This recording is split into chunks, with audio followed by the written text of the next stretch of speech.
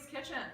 I'm guest chef Jennie, and today we are going to be making a delicious chocolate buttercream frosting. Simply scrumptious. It's a very simple ingredient list: sugar, butter, our unsweetened cocoa, vanilla, pinch of salt, a little bit of milk. The secret ingredient for this to taste delicious is a little bit of espresso powder.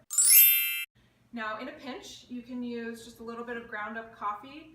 The finer the grounds, the better. To start off, take a cup of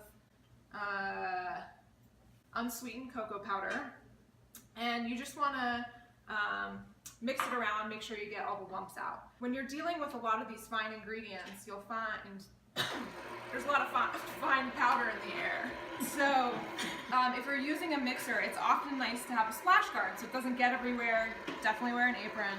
If you don't happen to have a splash guard, such as these, you can do such as Chef Curly does and make your very own. This is just made out of a paper plate and aluminum foil. You might want a little bit of a viewing window. I don't know what's happening down there, but it still works great and it's free. So this recipe calls for 1.5 cups of butter, which is 3 sticks. I like to not let people watch me make frosting, because once you realize how much butter and sugar is in frosting, you get a little grossed out. You just want to cream that. You don't want to over cream it. You just want to make sure it's a nice, smooth cream and sugar consistent mix. You got to kind of put it on a little bit of a high setting to really whip the butter to the side, get it to whip around. So that looks pretty good. I like to add in your flavoring at this point before we do the sugar and the milk. This is 2 teaspoons of vanilla extract, a pinch of salt, a teaspoon of the finely ground coffee or espresso powder. So you want to just mix that just enough to get the salt and a little bit of ingredients mixed in there. That looks great.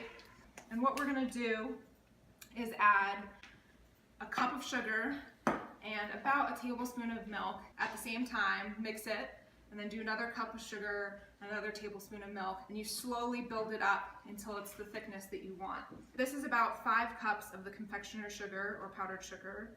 So I like to get the powdered sugar started, but frosting always likes to be on a little bit of a high. I'll pour a little bit of milk,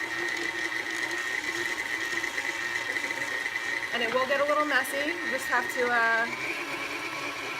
be okay with that. The frosting really likes to be whipped at a high speed, so I've never been able to achieve the same consistency by hand. I would think that a hand blender would work just as well, but it gets pretty thick. Let's check in on it. So again, you want to scrape all the powdered sugar off, and you want to scrape into the bottom. If you see here, you have a little bit of the darker cocoa powder, and you want to scrape that up to get the even consistency, because when you go to ice a cake, you want everything to be that uniform color. So my mixer at home goes a little bit higher speed, and I like to get it ultimate high speed. That really dips it, gives it that really fluffy, wonderful consistency of the frosting. So let's look at this. It's looking pretty good. So we'll try a little. It's pretty good. All right.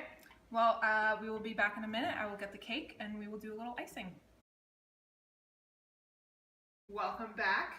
We are going to be icing the cake now. So I baked this cake earlier. You need to make sure it is thoroughly cool. If not, it will melt all the butter in your icing. The whole thing will slide off and you will have a chocolatey, delicious disaster. What you want to do is when you have your 2 cake rounds, they naturally rise in the oven. So you'll want to shave off using just I use a serrated bread knife. Shave off the top, and this is what's going to give you that really even stack of a double layered cake. So you just pull that off. What I do, I don't know if everyone does this, but I just flip it over so that all the crumbs don't get in your frosting. So you want to put a fairly healthy dollop right on your cake here. That's not healthy enough. People love the frosting, so do not skimp on the frosting. We are not eating cake to be healthy or go on a run. We are eating cake because it's delicious.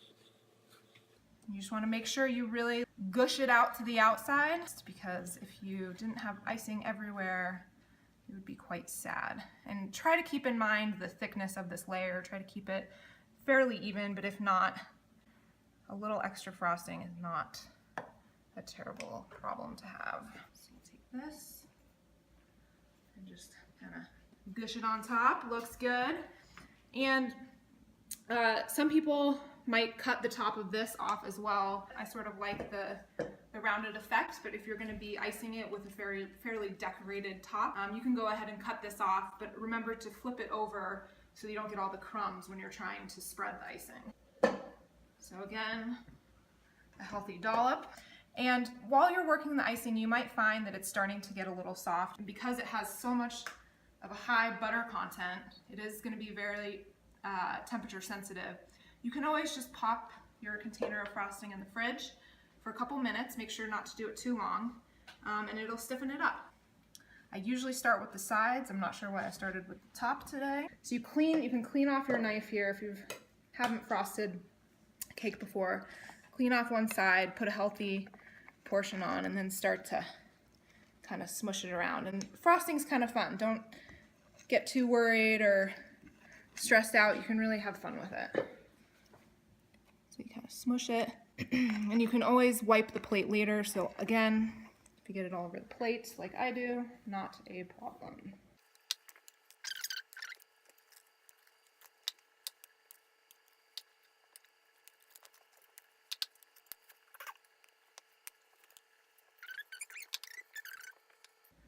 And a trick if you want to make it really smooth is you run your knife under hot water, dry it off, and then give it another swirl. I'm not going to worry about that today. These are just some shredded Peruvian chocolate for drinking. So just the drinking chocolate, the fancy kind, chocolate nibs, shaved chocolate, chocolate chips, and you just sprinkle a little on top, and it adds a nice little garnish, a little crunch, and it really finishes off nicely. And I like to do this when we're celebrating Pearlie's big birthday, and we're going to need to make a lot of room for all the candles. So no room for writing, just candles and chocolate.